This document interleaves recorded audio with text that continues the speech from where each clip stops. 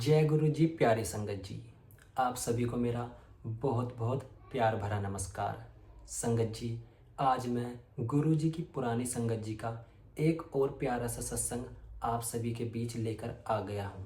संगत जी, सत्संग हमेशा की तरह बहुत ही ज़्यादा प्यारा है और गुरु जी के आशीर्वाद से भरा है, तो सत्संग को पूरा जरूर सुने। और संगत जी, अपना सत्संग शेयर करने के लिए दिए गए इस व्हाट्सएप नंबर पर अपना सत्संग ऑडियो में रिकॉर्ड करके जरूर भेजें। तो संगत जी, चलिए सीधा सत्संग की तरफ चलते हैं। एक आंटी जी अपनी आवाज़ में सत्संग को सुनाएंगे, तो चलिए शुरू करते हैं। जय गुरु जी। जय गुरु जी। संगत जी, आज हम गीतन संघेड़ा आंटी जी का सत्संग आप सबके साथ शेयर करने जा रहे हैं। गीतन संघेड़ा जी आंटी जी कहती हैं, निस्संदेह मैं कुछ चमत्कारिक और ईश्वरीय संस्मरणों का वर्णन करना चाहती हूँ। मैं उन कुछ भाग्यवानों में हूँ जो प्रभु की उपस्थिति और कृपा पाकर धनी और कृतज्ञ हुए हैं।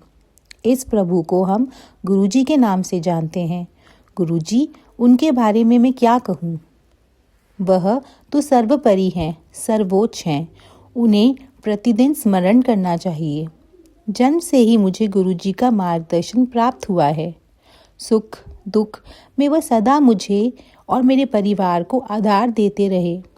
उन्होंने हमें बिना बताए हमारे कष्ट और कुकर्म ज्ञात या अज्ञात दोनों से मुक्त किया है। आज आपके सम्मुख उन दयावान के साथ अपनी आप बीती बांटकर मुझे अत्यंत प्रसन्नता का अनुभव हो रहा है। गुरुजी ने पान के पत्तों से पुटक की चिकित्सा मेरी कैसे की, मैं उसका विवरण करती हूँ। मुझे अब तक वह दिन याद है जब मैंने अपने जीवन की सबसे अधिक पीड़ा का अनुभव किया था। मैं 15 वर्ष की ही थी और हम जालंधर में रहते थे। स्नान करते हुए अचानक मुझे अपने पेट के निचले हिस्से में अत्यधिक दर्द हुआ। वेदना इतनी अधिक थी कि मैं खड़ी भी नहीं हो पा रही थी। मैं वहीं स्नान कक्ष में लेट गई और अपनी माँ को पुकारने लगी। स्वाभाविक रूप से सबको तुरंत गुरुजी की ही याद आई, जो उन दिनों पंचकुला में थे, वहीं पर संगत करते थे। हम उसी दिन पंचकुला के लिए चल पड़े, परंतु गुरुजी के पास जाने से पूर्व हमने पीजीआई और कुछ अन्य निजी केंद्रों में परीक्षण करवाना उचित समझा। परिणाम आने पर हम चकित रह गए। मेरे गर्भाशय में एक पुटुक फूट गया था। उससे विषैला पदार्थ निकलकर शरीर में फैल रहा था। यदि उसे निकाला नहीं जाता तो वह प्राणघातक सिद्ध होता। चिकित्सकों ने तुरंत शल्य क्रिया कराने को कहा तो हमने मना कर दिया। उसी संध्या को हम गुरुजी के पास पहुँचे और उनको स्थिति से अवगत किया। उन्होंने अपनी सर्वप्रसिद्ध मुस्कान देते हुए चिंता मुक्त होने को कहा। उन दिनों वह पान के पत्तों को अभिमंत्रित कर रोग के स्थान पर रख देते थे। वह गुरुजी की शल्य क्रिया थी। मुझे लिटाकर उन्होंने वैसा ही किया और 10 से 15 मिनट विश्राम करने को कहा।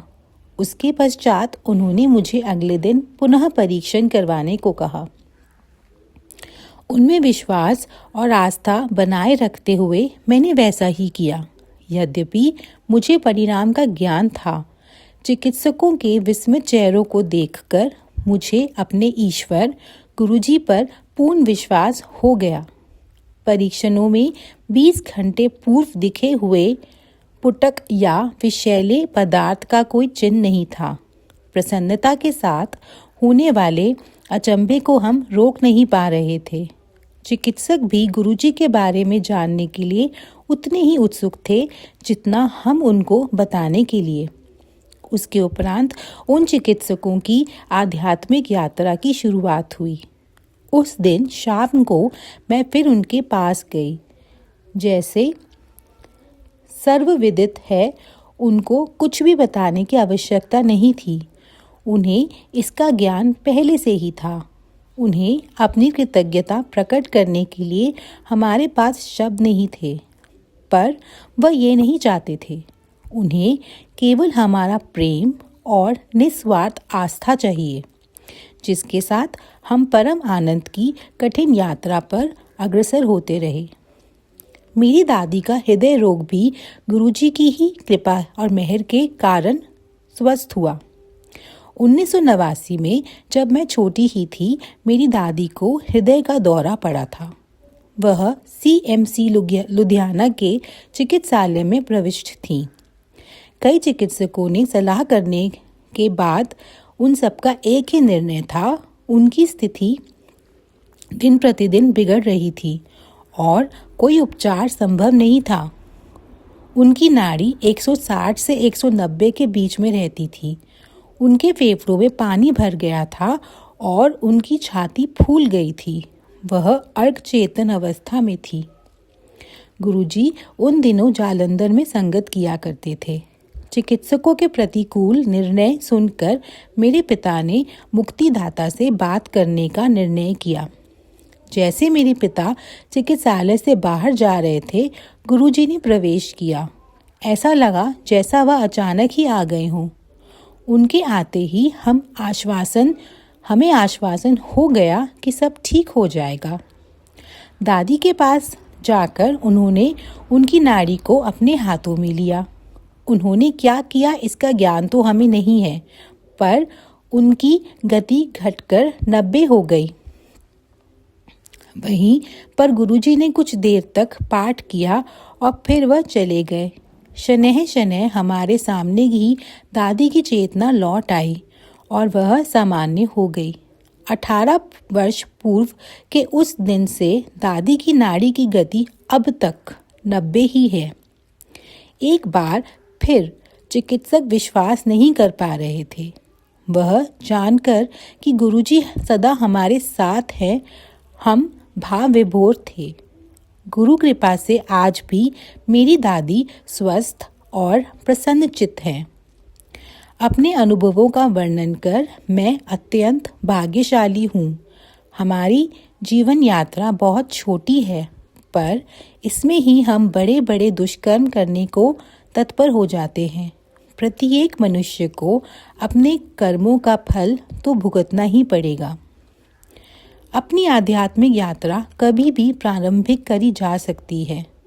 हम उसे अभी इसी क्षण शुरू कर सकते हैं और अपने जीवन में परिवर्तन ला सकते हैं। गुरुजी सच्चे भक्त की सहायता करने को सदैव तत्पर हैं। हम उस शाश्वत आनंद का मीठा अमृत कभी भी ग्रहण कर सकते हैं, क्योंकि हमारे परमात्मा, हमारे गुरु सदा हमारे साथ हैं। उन्होंने मुझे उस अनंत सत्य अवस्था को ग्रहण करने के लिए जागृत किया है और स्वयं उस मार्ग पर ले जा रहे हैं। उनसे प्रेम करने का अर्थ परमात्मा से प्रेम करना है और उनका आशीष ग्रहण करने की भांति है। यहीं पर गीतन संगीड़ा आंटी जी का सत्संग पूर्ण होता है। जय गुरुजी, शुक्राना गुरुजी। तो प्यारे संगत जी, आप सभी को यह सत्संग कैसा लगा कमेंट में ज़रूर बताएं और जय गुरुजी लिखना बिल्कुल ना भूलें। संगत जी, ऐसे ही प्यारे प्यारे सत्संग अगर आपको रोज़ सुनने हैं तो इस चैनल को ज़रूर सब्सक्राइब करें। और संगत जी, अगर आप में से कोई भी अपना सत्संग शेयर करवाना चाहता है ना, तो दिए गए इस वाले व्हाट्सएप नंबर पर अपने सत्संग को एक क्लियर वॉइस रिकॉर्डिंग में रिकॉर्ड करके इस व्हाट्सएप नंबर पर भेज दीजिए। जय गुरु जी, शुक्राना गुरु जी। संगत जी, मिलते हैं किसी अगले सत्संग में और तब तक के लिए बाय। जय गुरु जी संगत जी, जय गुरु जी।